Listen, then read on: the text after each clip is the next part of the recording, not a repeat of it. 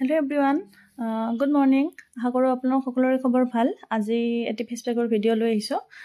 বহুত দিন হ'ল মুখখনৰ কেয়াৰ কৰা নাই, যিহেতু অহাকালি আমাৰ ঘৰৰ বিয়া আছে ঘৰৰে, সেইটো কাৰণে অকণমান যতন লওঁ বুলি ভাবিলোঁ। ঘৰতে এটি ফেচ পেক তৈয়াৰ কৰিলোঁ। আহকচোন কি লওঁ, কেনেকৈ বনালোঁ তাকেই দেখাওঁ। এয়া বেচন ল'লোঁ, খোৱা বেচন যিটো, সেইটো 2 চামুচ লৈছোঁ। এয়া বেচন প্ৰায় ফিনিছ হ'বৰে হ'ল আৰু।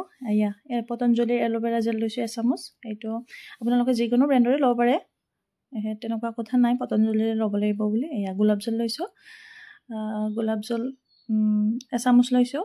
আৰু গাখীৰ, কেঁচা গাখীৰ 1 চামুচ লৈ ধুনীয়াকৈ মিক্স কৰিছোঁ। আপোনালোকে বেটাৰটো চাই ল'ব, যদি বহুত গাঢ় হয় তেতিয়াহ'লে আৰু অকণমান গাখীৰ দিব। মোৰ অকণমান গাঢ় হৈছে, সেইকাৰণে আৰু অকণমান গাখীৰ দি ল'ম। আৰু অকণমান দি দিলোঁ, দিয়াৰ পিছত এতিয়া ধুনীয়া হৈছে। আৰু ৰং গুড়া অকণমান, হালধি গুড়ি দিব পাহৰি আছিলোঁ। এতিয়া সেই অকণমান 1 পিঞ্চ আৰু অকণমান লৈ ল'ব, লৈ পেলাই ধুনীয়াকৈ মিক্স কৰি ল'ব। আৰু ইয়াতে এটোপাল বা 2 টোপাল মানে নাৰিকল তেল দি দিব।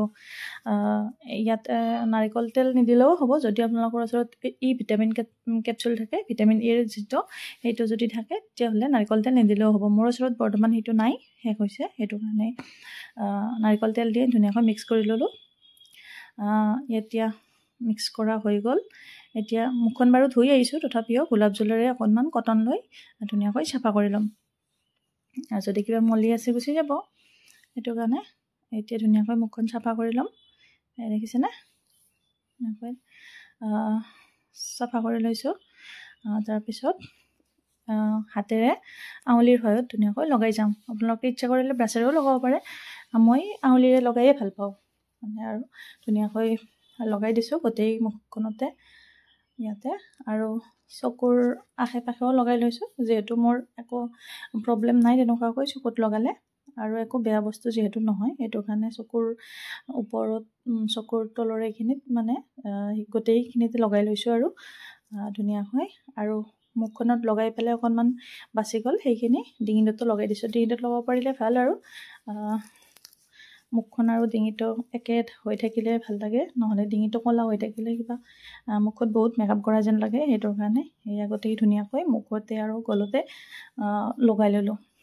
এতিয়া ধুনীয়াকৈ 15-20 মিনিটমান থাকিম, তাৰপিছত ঠাণ্ডা পানীৰে ধুই দিম। আৰু ধুই দিওঁতে অকণমান মাছাজ কৰি লাহে লাহে আঙুলিৰ সহায়ত ধুনীয়াকৈ মাছাজ কৰি দিব। মাছাজ কৰি পেলাই ঠাণ্ডা পানীৰে ধুই দিব।